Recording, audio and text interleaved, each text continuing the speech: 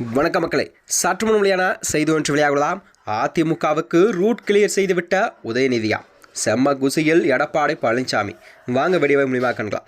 அதாவது கரூரில் 41 பேர் உயிரிழந்த கூட்ட நெரிசலில் உயிரிழந்த பரிதாபத்தாய் தான் விட தற்பொழுது தமிழக வெற்றிக் கழகம் யாருடன் கூட்டணி அமைக்கும் என்பதை தான் ஒரு மிகப்பெரிய பேசும் பொருளாகவும் தமிழகம் முழுவதும் இந்தியா முழுவதுமே பேசப்பட்டுவதாக பார்க்கப்படுகிறதா.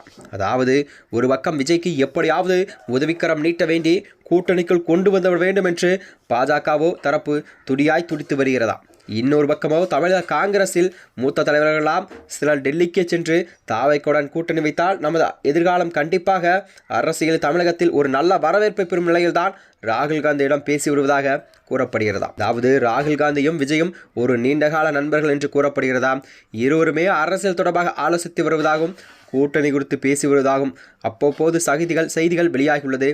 அதாவது கரூர் விவகாரத்தில் கூட சட்ட ரீதியான உதவிக்காக ராகுல் காந்தியுடன் விஜய் கண்டிப்பாக ஆலோசித்து வருவதாக சொல்லப்பட்ட நிலையில் தான் இதை பேசப்படுகிறதா. ஏனெனில் கரூரில் 41 பேர் உயிரிழந்த விவகாரத்தில் தமிழக அரசு கண்டிப்பாக சட்டப்பூர்வ நடவடிக்கை எல்லாம் கையில் எடுக்க திட்டமிட்டுள்ளதா. யாருடைய ரெக்கமெண்டேஷன் வந்தாலும் கூட அதை ஏற்க மாட்டோம், சட்டப்படி தான் நாங்கள் போவோம் என்று அப்படிங்கிற திமுக உறுதியாக இருக்கிறது என்று கூறப்படுகிறதா. அதனால்தான் தமிழக வெற்றி கழகத்தினுடைய பொதுச்செயலாளர் ஆனந்த் மீதும் வழக்கு பதிவு செய்யப்பட்டிருக்கலாம். சட்டப்படி கோர்ட் சொல்கிறதுக்கு நாங்கள் செய்வோம் அப்படிங்கிறத உறுதியாக இருக்காங்க. இந்த விவகாரத்திலிருந்து தப்பிக்க கண்டிப்பாக காங்கிரஸை உதவியை விஜய் அவர் கண்டிப்பாக நாட வேண்டிய ஒரு அவசியமாகவும் இதை பார்க்கப்படுகிறதா. அதாவது கொள்கை எதிரி என்று கூறிய பாஜகவுடன் கூட்டணி வைக்க விஜய் கண்டிப்பாக விரும்பவில்லையாம். அதனால்தான் காங்கிரசுடன் கூட்டணி வைக்க விஜய்க்கு ஒரு ஐடியா இருப்பதாக கூறப்படுகிறதா. அதாவது கூட்டணி விவகாரம் தொடர்பாக ராகுல் காந்தியிடம் விஜய் நேரடியாகவே பேச்சுவார்த்தை நடத்தி வருவதாகவும் கூறப்படுகிறதா.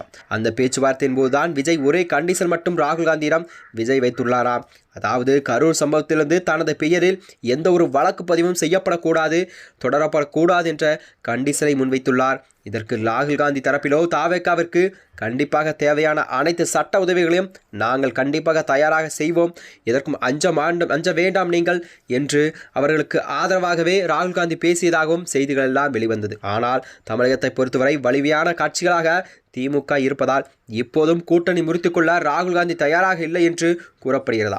இதனால்தான் தனக்கு ஆதரவாக தமிழகத்தில் செயல்பட்டு வரும் எடப்பாடி பழனிசாமியுடன் கூட்டணி சேர்ந்து விஜய் கண்டிப்பாக திமுகவை மண்ணை கவ்வ வைக்க திட்டமிட்டதாக கூறப்படுகிறதா. இதனிடையில் தான் நேற்று குமாரபாளையத்தில் நடைபெற்ற பொதுக்கூட்டத்தில் கூட தாவேகா கொடி பறந்து குறித்து பிள்ளையார் சொல்லி போட்டாச்சு என எடப்பாடி பழனிசாமி பேசியிருந்தாராம். இக்காரணம் கொண்டும் விஜய் அதிமுகவுடன் கூட்டணி அமைக்க மாட்டார் என்ற விமர்சனங்கள் எல்லாம் எழுந்து வந்ததா. அது மட்டுமன்றி இதனிடையில் தான் திண்டுக்கல் நடைபெற்ற திருமண நிகழ்ச்சியில் ஒன்றில் பங்கேற்ற துணை முதலமைச்சர் உதயநிதி ஸ்டாலின் அவர்கள் கூட என்னுடைய கைகளுடன் இந்த நிகழ்ச்சி கண்டிப்பாக மேடைக்கு நான் வருவேனா என்ற சந்தேகம் இருந்தது, கை எப்பொழுதும் நம்மை விட்டு போகாது என்று நான் உறுதியாக கூறுகிறேன் என்று உதயநிதி ஸ்டாலின் அவர்கள் தெரிவித்திருந்தாராம். மேலும் இதுபோன்ற வீடியோக்களை தெரிந்து கொள்ள நமது சேனலை மறக்காமல் சப்ஸ்கிரைப் செய்து கொள்ளும். நன்றி, வணக்கம்.